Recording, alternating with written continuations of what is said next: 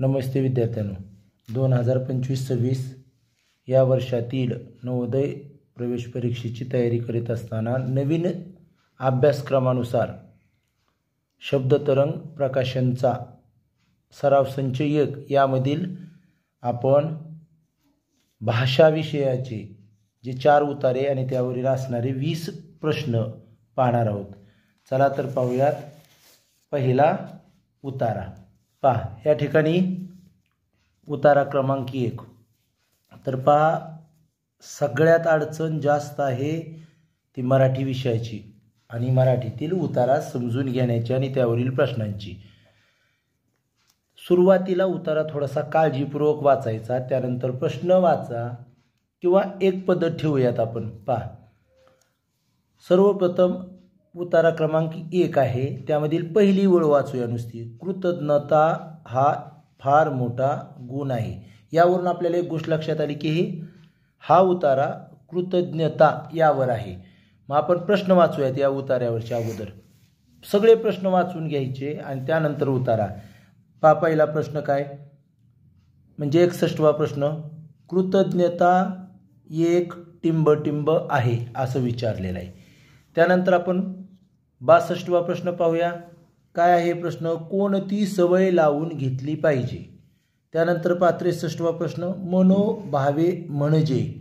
64वा प्रश्न, कोणत्या शब्दाच्या आशयाचा शब्द उतार्यात नाही म्हटलंय, नाही म्हणजे नकारार्थी आहे। आणि त्यानंतर 65वा प्रश्न आहे, कृतज्ञता म्हणजे काय। आपण प्रश्न वाचले, आता उतारा थोडा काळजीपूर्वक समजपूर्वक वाचूयात। पहा, उतारा वाचताना लक्षात घ्या, उतारा काही फार मोठा नाही, परंतु समजणं आणि आशय समजणं आणि अर्थ समजणं गरजेचं आहे। कृतज्ञता हा फार मोठा गुण आहे। शक्यतो तुम्ही माझ्याबरोबर किंवा मनात वाचण्याचा प्रयत्न करा। आपल्याकडे जे आहे त्याबद्दल कृतज्ञ असण्याची सवय लावून घेतली पाहिजे। बघा, कृतज्ञता आपल्याला माहित आहे, कृतज्ञ आणि बघा, कृतज्ञ कोणाला म्हणतात, जो माणूस उपकाराची जाणीव ठेवतो तो, आणि कृतज्ञ कोणाला म्हणतात, उपकाराची जाणीव ठेवत नाही तो। आणि कृतज्ञता म्हणजे काय तर उपकाराची जाणीव,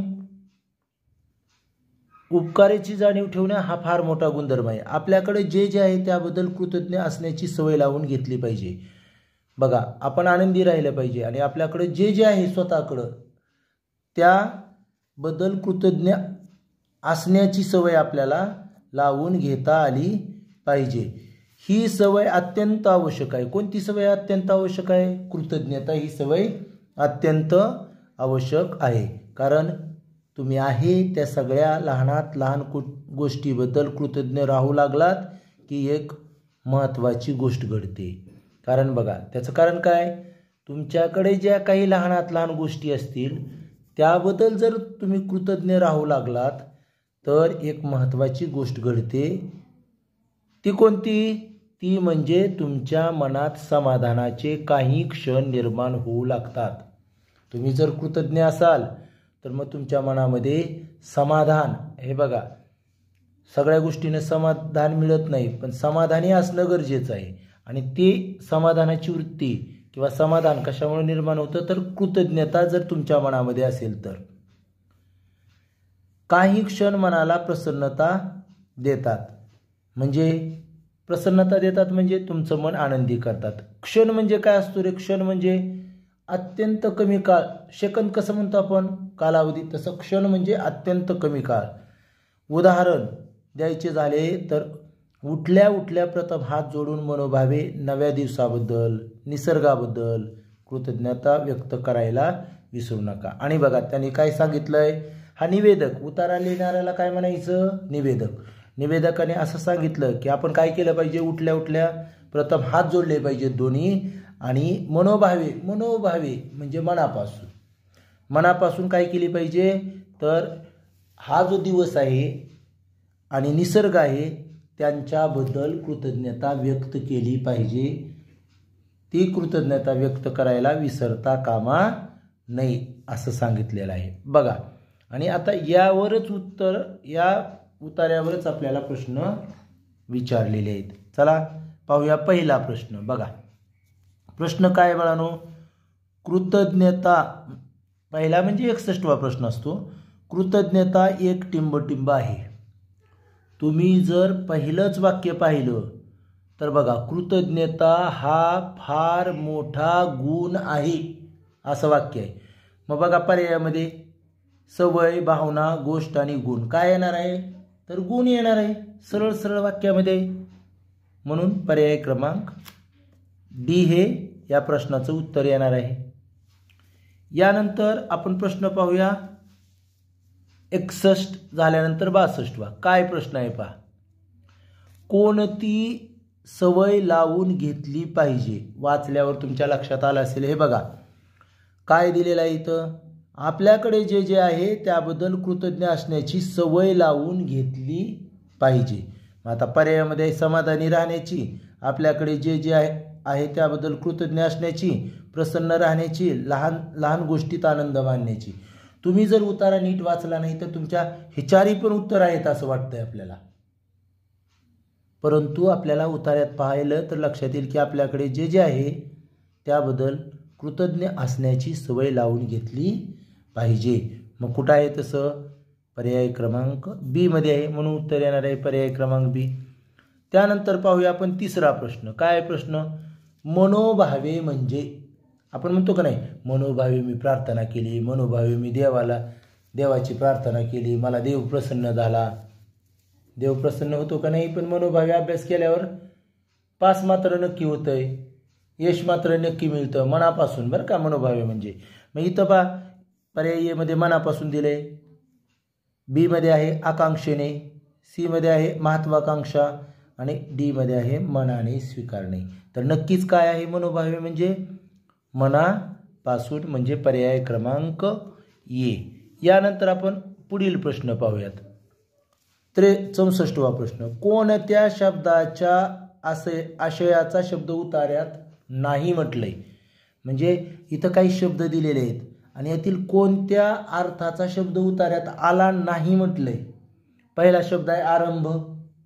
हे बघा आरंभ या अर्थाचा शब्द जर पाहिला आपण तर इथं काय दिलेलं आहे, उदाहरण द्यायचे झाले तर उठल्या उठल्या प्रथम हात जोडून मनोभावे नव्या दिवसाबद्दल, निसर्गाबद्दल कृतज्ञता व्यक्त करायला हवी. म्हणजे सुरुवात करायला पाहिजे. प्रथम म्हणजे सकाळी प्रथम आरंभ केला पाहिजे असं त्या अर्थानं प्रथम शब्द आलेला आहे. म्हणजे आरंभ या अर्थाचा शब्द आलाय. त्यानंतर मनाची शांती काय असते रे, समाधान. समाधान हा शब्द आलाय बघा. मनाची शांती म्हणजे समाधान आलेला आहे. त्यानंतर सूक्ष्म काळ, मी म्हटलं बघा सूक्ष्म काळ म्हणजे अतिशय कमी काळ, थोडा काळ, त्याला आपण क्षण म्हणतो. आपण म्हणतो बघा काय महापूर आला आणि क्षणात होत्याचं नाही झालं म्हणतो का नाही. क्षण म्हणजे अतिशय थोड्या काळात भूकंप झाला आणि सगळी घरं जमीनदोस्त झाली क्षणातच. म्हणजे अल्पकाळ म्हणजे काय, सूक्ष्म काळ, अतिशय थोडा काळ. हा पण शब्द आलेला आहे आपल्याकडं, क्षण आलेला आहे. आणि मनातील चांद, मनातले जाणणे, मनातले जाणणे या अर्थाचा मात्र कुठलाही शब्द उतार्यात आला नाही. म्हणून पर्याय क्रमांक डी हे या प्रश्नाचं उत्तर आहे. त्यानंतर पहा कृतज्ञता म्हणजे टिंबटिंब. आता कृतज्ञता माहीतच पाहिजे आपल्याला. कृतज्ञ, कृतज्ञता, कृतज्ञ हे शब्द माहीत पाहिजे. मग पहा कृतज्ञता म्हणजे काय, परोपकार नाही, उपकाराची जाणीव 100% बरोबर आहे, विनम्रता नाही आणि समाधान सुद्धा नाही. तर काय येतोय, उपकाराची जाणीव. पर्याय क्रमांक बी हे या प्रश्नाचं उत्तर आहे. यानंतर पाहूया उतारा क्रमांक 2. सांगितल्याप्रमाणे मी पहिलं वाक्य वाचतो. व्यायामाने शारीरिक फायदे मिळतातच पण मानसिक असे अधिक महत्त्वाचे फायदे मिळतात. म्हणजे हा उतारा व्यायामाबद्दल आहे हे लक्षात आलं. आता आपण अगोदर प्रश्न वाचून घेऊयात. बघा प्रश्न काय असं, उतार्यानुसार मन शांत व प्रसन्न होते. म्हणजे कशामुळे होतं ते विचारलेलं आहे. त्यानंतर दुसरा प्रश्न आहे 67वा. आपल्याला मानसिक स्वास्थ्य मिळते. मानसिक स्वास्थ्य माहिती आहे का, शारीरिक स्वास्थ्य म्हणजे शरीर चांगलं राहणं, पण मानसिक स्वास्थ्य काय असतं तर आपलं मन चांगलं राहायला पाहिजे. सतत चिडचिडपणा, सतत असं आपल्याला उद्विग्न झाल्यासारखं वाटलं नाही पाहिजे, म्हणजे मनसुद्धा प्रसन्न राहिलं पाहिजे. त्यानंतर निसर्गात गेल्याने मन होते. निसर्गात गेल्यावर काय होतं ते बघायचं आहे. उतार्यात दिलेलं असेल. शांतता या शब्दाचा उतार्यातील आशय काय, उतार्यातला विचारलाय. आणि सततच्या कामातून गरज असते. येथे गरज म्हणजे काय. आता बघा ह्या प्रश्नांची उत्तरं आपल्याला उतार्यातून शोधायची आहेत. बघा उतारा वाचूयात. नीट माझ्याबरोबर मनात किंवा मोठ्यानं सुद्धा तुम्ही वाचू शकतात. बघा, व्यायामाने शारीरिक फायदे मिळतातच, पण मानसिक असे अधिक महत्त्वाचे फायदे मिळतात. बघा, व्यायाम जर दररोज केला तर आपलं शरीर तर तंदुरुस्त राहतं, आजारी पडत नाही, शारीरिक फायदे मिळतात, पण आपलं मनसुद्धा प्रसन्न राहतं. मानसिक फायदे अधिक महत्त्वाचे आहेत शारीरिक फायद्यापेक्षा. आपल्याला सततच्या कामातून गरज असते ती मानसिक स्वास्थ्याची. आणि बघा, आपण सतत काम करतो आणि त्यामधून काय झालेलं असतं, आपलं मानसिक स्वास्थ्य बिघडतं. सततच्या कामामुळे आपल्याला सगळ्यात महत्त्वाची गरज असते ती आपल्याला मानसिक स्वास्थ्य लाभलं पाहिजे.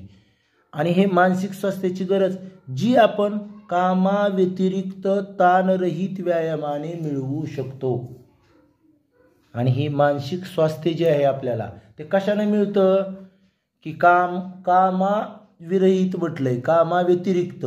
नीट लक्षात घ्या, कामाव्यतिरिक्त ताणरहित व्यायामाने मिळू शकते आपल्याला मानसिक स्वास्थ्य. काय जण काय म्हणतात, नाही मी लय काम करतो, मी शेतात एवढं काम करतो आणि मला काय व्यायामची गरज आहे, मी एवढं काम करतो, मी एवढं चलतो, मी शेतात जातो, पण त्याला व्यायाम म्हटलं जात नाही.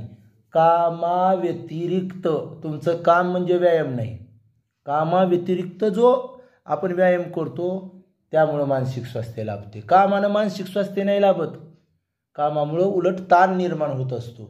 म्हणून व्यायामाची गरज आहे.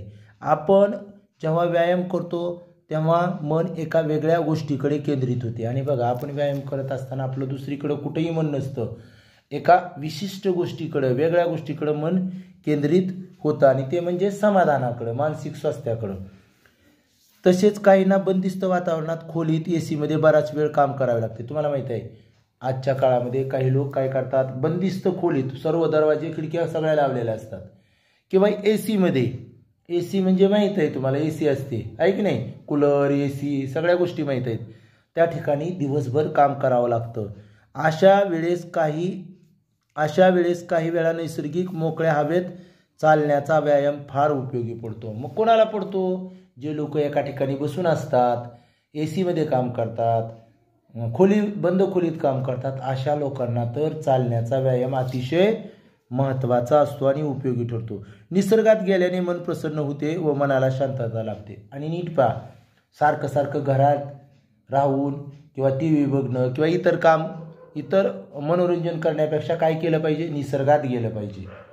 निसर्गात कधी जातो आपण, सकाळी फिरायला जाणं म्हणजे सुद्धा निसर्गातच जाणे. आणि म्हणून जर आपण निसर्गात गेलो तर आपल्याला मनाला प्रसन्न वाटतं, आनंद मिळतो आणि शांतता सुद्धा मिळते. तसेच मनावरील ताण कमी होण्यास मदत होते. आणि आपल्या मनावर जर काही ताण असेल, प्रेशर असेल, आपल्याला कशाचं दुःख झालेलं असेल, ते सुद्धा व्यायामामुळं कमी होतं, निसर्गात गेल्यामुळं कमी होतं. चला तर पाहूया आता यावरील प्रश्न. पहिलाच प्रश्न आहे, उतारेनुसार मन शांत व प्रसन्न होते. कधी होते असं विचारलंय. मन शांत व प्रसन्न सततच्या कामानं होतं का, नाही होत. सतत AC मध्ये काम केल्यानं होतं का, नाही होत. निसर्गात गेल्यानं होतं का, तर निश्चितपणे निसर्गात गेल्यानं होतं. आणि मानसिक ताणानं कसं मन प्रसन्न होईल, ताणानं तर त्रास होईल का, प्रसन्न होईल, नाही. मग पर्याय क्रमांक C हे आपलं उत्तर आहे. त्यानंतर आपण पुढील प्रश्न पाहूयात. 67वा, आपल्याला मानसिक स्वास्थ्य मिळते. कधी मिळते मानसिक स्वास्थ्य. पहिला पर्याय व्यायाम रहित कामातून. बघा पर्याय कसा दिलाय, व्यायाम रहित कामातून. व्यायाम करायचा नाही, नुसतं काम करायचं, मग मिळेल का मानसिक स्वास्थ्य, नाही. मन एखाद्या गोष्टीवर केंद्रित केल्याने मानसिक स्वास्थ्य लाभेल का, नाही. सततच्या तणावपूर्ण कामातून सतत काम केल्याने मानसिक स्वास्थ्य लाभेल का, नाही. आणि कामाव्यतिरिक्त ताणरहित व्यायामाने आपल्याला मानसिक स्वास्थ्य लाभणार आहे. पर्याय क्रमांक डी. हे बघा इथंच तुम्ही इथं पाहिलं, इथं मानसिक स्वास्थ्य कधी लागतं पहा, आपण कामाव्यतिरिक्त ताणरहित व्यायाम केल्यानेच मिळू शकतं. त्यानंतर पुढचा प्रश्न आहे 68वा. निसर्गात गेल्याने मन होते. काय होत असेल बरं निसर्गात गेल्याने? कितीदा आलंय हे बघा, निसर्गात गेल्याने मन प्रसन्न होते व मनाला शांतता मिळते. आता पर्यायामध्ये बघावं लागेल, निसर्गात गेल्याने ताणयुक्त होईल का मन? कधीच नाही. ताण येईल का मनावर? नाही. विषण्ण म्हणजे दुःखी होईल का मन? नाही होणार. चंचल म्हणजे आता इथं तर थोड्या वेळानं कुठं. काही विद्यार्थी असे वर्गात बसतात पण त्यांचं मन मात्र नसतं, ग्राउंडवर असते खेळायलेल्याकडं. काही विद्यार्थ्याचं घरीच असतंय, मावशी आली आहे का नाही. मग असं म्हणजे निसर्गात गेल्यानं असं होईल का? मन चंचल बनेल का? नाही, मन एकाग्र बनेल. आणि आपल्याला इथं काय दिलेलं आहे? मन प्रसन्न होईल म्हणजे काय होईल? तर आल्हादित होईल, आनंदित होईल. पर्याय क्रमांक डी. यानंतर बघूयात, शांतता या शब्दाचा उतार्यातील आशय आहे. शांतता या शब्दाचा उतार्यात काय अर्थ? शांतता हा शब्द विचार आलेला आहे बघा, इथं दिलेला आहे. निसर्गात गेल्याने मन प्रसन्न होते व मनाला शांतता मिळते. शांतता म्हणजे आता इथं पाहूयात पर्यायामध्ये काय काय दिलेलं आहे. क्रोधरहित म्हणजे क्रोध सोडून, पुढं थंडता, त्यानंतर क्षोभ आणि संतोष. शांतता म्हणजे काय असतं रे? संतोष, आनंद मिळतो आपल्याला. मनाला शांतता मिळणे म्हणजे आनंद, संतोष म्हणजे आनंद. त्यानंतर आपण पाहूया शेवटचा प्रश्न या उतार्यावरचा. सततच्या कामातून गरज असते. येथे गरज असते म्हणजे काय? गरज असणे या वाक्यामध्ये काय म्हणून शब्द आलेला आहे? तर बघा, इच्छा. गरज म्हणजे इच्छा असते का बाबा? निश्चित नाही. जरुरी हे येऊ शकतंय. प्रयोजन म्हणजे नियोजन असतं, कारण असतं, ते तर नाही येणार. आणि संधी, गरज म्हणजे काही संधी असू शकेल का? इथं वाक्य जरी वाचलं तुम्ही तर तुम्हाला लक्षात येते की गरज असते ती मानसिक स्वास्थ्याची. गरज म्हणजे काय असते? जरुरी. तुम्हाला आपण म्हणतो का नाही, मला गरज आहे, माझा पेन संपला, आता मला गरज आहे पेनची, पेन पाहिजे मला आता, म्हणजे काय असते? जरुरी असते. म्हणून पर्याय क्रमांक बी हे आपलं उत्तर येणार आहे. यानंतर उतारा क्रमांक 3. सध्या तंत्रज्ञानाच्या जगात क्षणागणिक नवनवीन क्रांती घडत आहे. तंत्रज्ञान म्हणजे जी प्रगती झालेली आहे त्याच्यावर उतारा आहे. आपण अगोदर प्रश्न वाचूयात. चला प्रश्न वाचूयात. या उतार्यावरचे पहिल्यांदा प्रश्न वाचूयात. बघा, 71वा प्रश्न आहे त्या उतार्यावरचा. उतार्याप्रमाणे पुढीलपैकी रोबोटच्या कोणत्या कौशल्याचा उल्लेख नाही म्हटलंय? रोबोट माहित आहे तुम्हाला, यंत्रमानव म्हणतात आपण, आणि त्याचा कोणता उल्लेख नाही? उतारा वाचल्यावर कळेल आपल्याला. रोबोट टिंब प्रतीक्षा न करता स्वतः निरीक्षण करून योग्य प्रतिसाद देतात, आणि हे यंत्रमानव. याबद्दल प्रश्न आहे. सध्या तंत्रज्ञानाच्या जगात क्षणागणिक नवनवीन क्रांती घडत आहे. इथे क्षणागणिक या शब्दाचा अभिप्रेत अर्थ आहे. क्षणागणिक म्हणजे काय असं विचारलेलं आहे. त्यानंतर उतार्यात केवळ हा शब्द कोणत्या अर्थाने वापरलेला आहे? केवळ हा शब्द उतार्यात आला आहे, तो कोणत्या अर्थाने वापरला आहे? अधोगती या शब्दाचा कोणता विरोधार्थी शब्द उतार्यात आला आहे? बघा, हे शिष्यवृत्तीचं पाठ असेल तर बऱ्याच गोष्टी येतात. चला आपण उतारा वाचूयात. आपलं ठरलं त्याप्रमाणे. चला उतारा वाचूयात. उतारा काय आहे बघा, समजून घेऊयात. माझ्याबरोबर तुम्ही पण वाचायचं आहे. बघा उताराचा. चला तर पाहूया उतारा क्रमांक 3. सध्या तंत्रज्ञानाच्या जगात क्षणागणिक नवनवीन क्रांती घडत आहे. याचा अर्थ काय? क्षणागणिक म्हणजे अतिशय थोड्या वेळात. नवनवीन क्रांती म्हणजे नवनवीन शोध लागत आहेत. क्रांती म्हणजे काय रे? एकदम बदल होत आहेत, लवकर बदल होत आहेत. आणि उत्क्रांती म्हणजे हळूहळू बदल होत. पण सध्या तंत्रज्ञान एवढं झपाट्यानं वाढत आहे की एकदम बदल होत आहेत. आता रोबोट म्हणजे केवळ माहिती देणारा किंवा एकाच पद्धतीनं काम करणारा यंत्रमानव राहिलेला नाही. आणि रोबोट तुम्हाला माहीत आहे, आता पूर्वी काय होतं, रोबोट तयार केला म्हणजे एकाच कामासाठी. कारखान्यात जर रोबोट असला तर काय करत होते? त्याला ओझं उचलण्यासाठी, त्याचा वापर ओझं उचलण्यासाठी केला जात होता. किंवा एकाच प्रकारचं काम रोबो करत होता. परंतु आता मात्र तसं राहिलेलं नाही. तर तो तुमच्या हावभावावर, बोलण्यावर व भावनावर प्रतिसाद देणारा मानव सदृश्य सहचर बनत चालला आहे.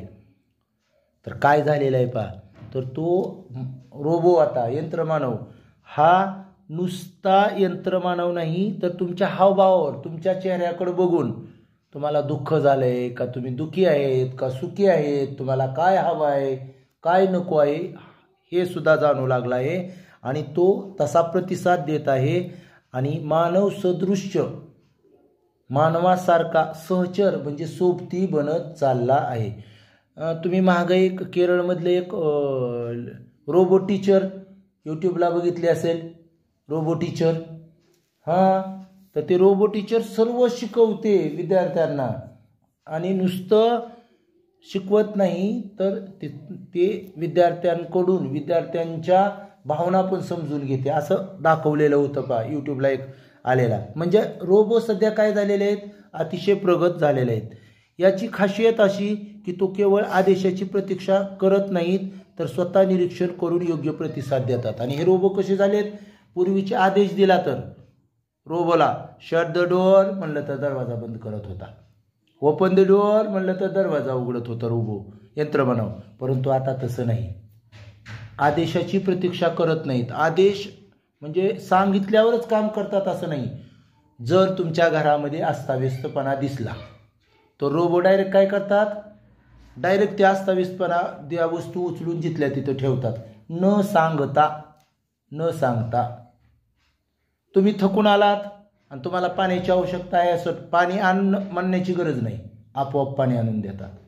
बघा इथं लक्षात घ्या, आदेशाची प्रतीक्षा करत नाहीत, स्वतः निरीक्षण करून योग्य प्रतिसाद देतात आणि निरीक्षण करतात आणि त्याप्रमाणे कृती करतात.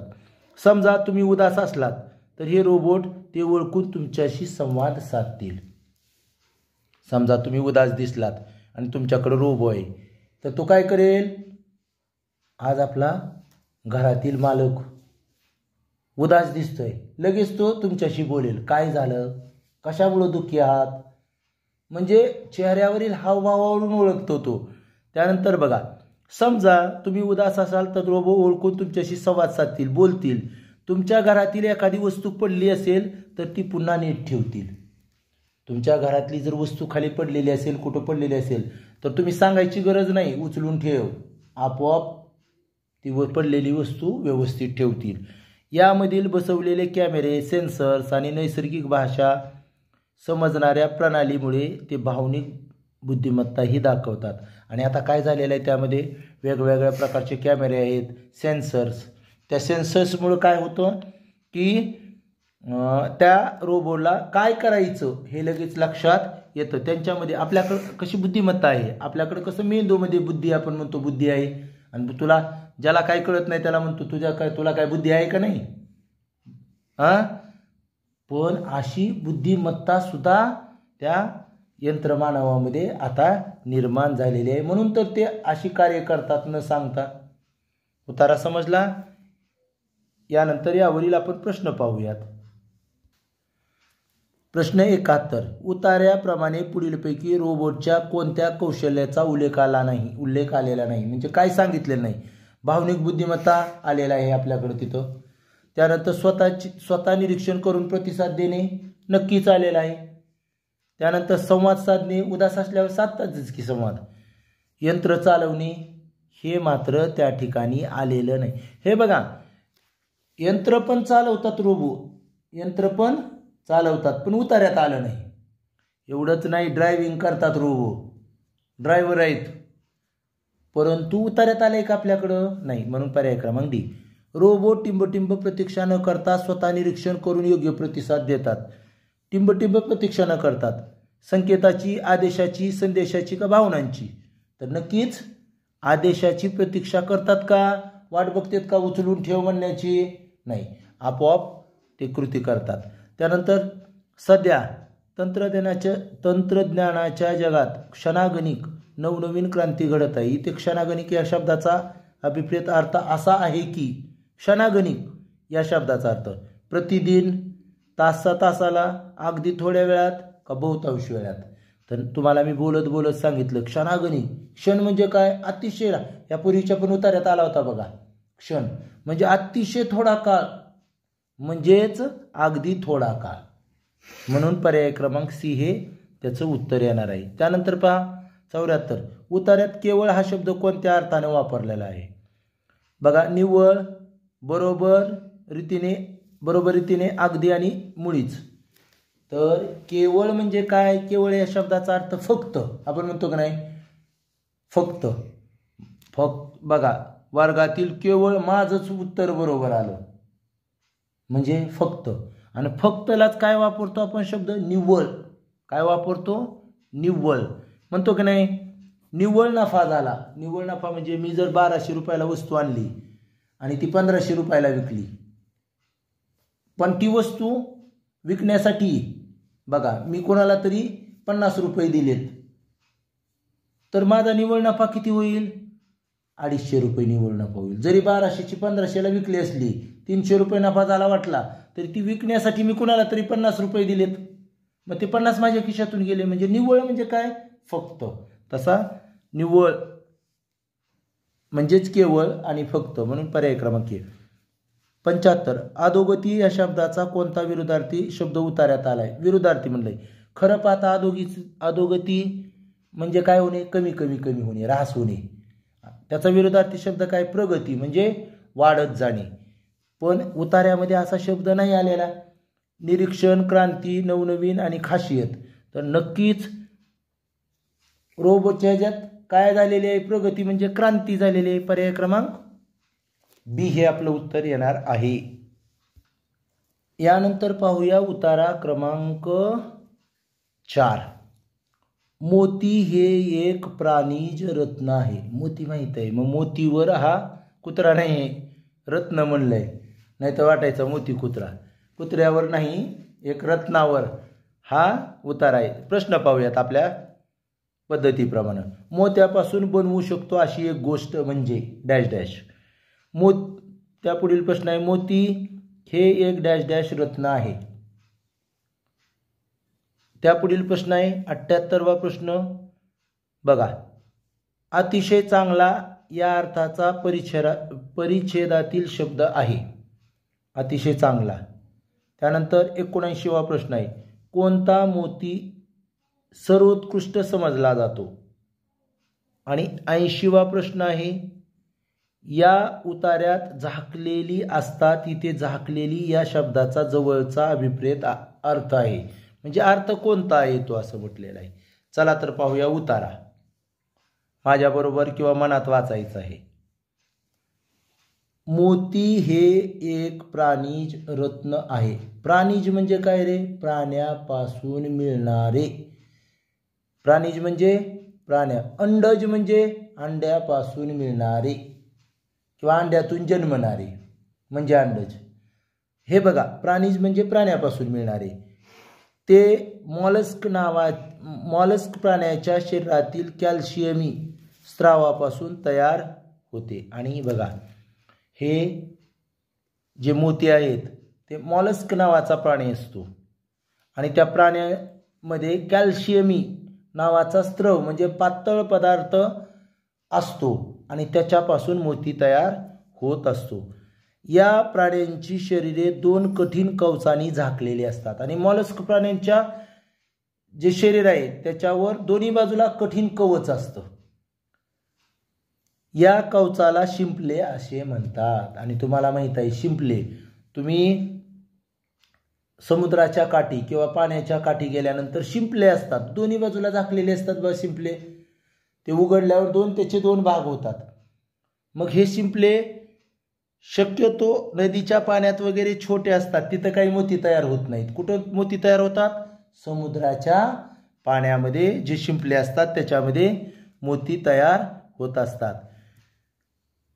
व ते प्राणी मोत्यांची कालवे म्हणून ओळखले जातात. आणि हे जे शिंपले आहेत का, शिंपले तेच मोत्यांची कालवे म्हणून ओळखले जातात. मोत्यांची कालवे म्हणजे त्या ठिकाणून त्यांच्यापासून मोती मिळतात. दागदागिने बनवण्यासाठी मोत्यांचा वापर मोठ्या प्रमाणात होतो. आणि बघा, स्त्रियांना आवडणारे दागदागिने फार आवड असते आणि ते बनवण्यासाठी मोत्यांचा वापर केला जातो. पण मुली आता जे काही मोत्याची माळ म्हणतात, ती जी पांढऱ्या पांढऱ्या मण्याची माळ आणतात, ती काही मोत्याची माळ नसते. खरी खरा मोती किती महाग असतो, मौल्यवान असतो.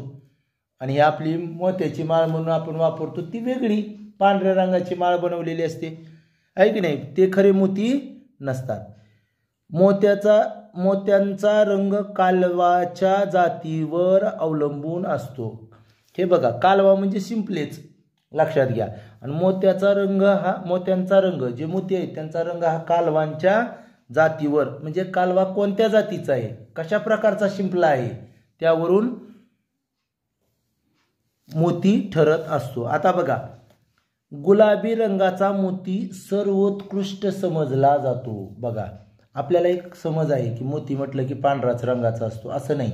विविध रंगाचे मोती असतात आणि गुलाबी रंगाचा जो मोती असतो तो सर्वात चांगला, सर्वोत्कृष्ट समजला जातो. मोत्यांची किंमत त्याच्या गोल आकारावर, वजनावर व त्याच्या पृष्ठभागावरून परावर्तित होणाऱ्या प्रकाशामुळे त्यावर दिसणाऱ्या आकर्षक रंगछटावर अवलंबून असते.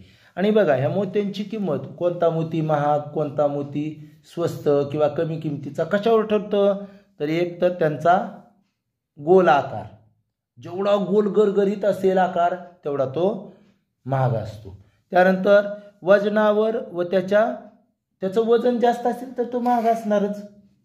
त्यानंतर त्याच्या पृष्ठभागावरून परावर्तित होणाऱ्या प्रकाशामुळं, हे बघा, मोती तुम्ही पाहिला नाही, मी सुद्धा प्रत्यक्षात पाहिला नाही, पण तुम्ही चित्रपटामध्ये, टी व्हीमध्ये मोती पाहिले असतील. मोती आणि त्या मोत्यावर प्रकाश पडला की असं त्याच्यापासून प्रकाशाची किरणं परावर्तित होतात.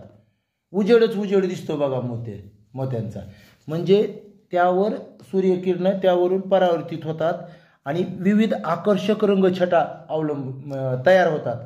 आणि ज्याच्यावर रंगछटा जास्त तयार होतील तो मोती हा महागात विकला जातो, त्याची किंमत जास्त असते. आता बघूया 76वा प्रश्न. मोत्यांपासून बनवू शकतो अशी एक गोष्ट म्हणजे, सरळ उत्तर आहे.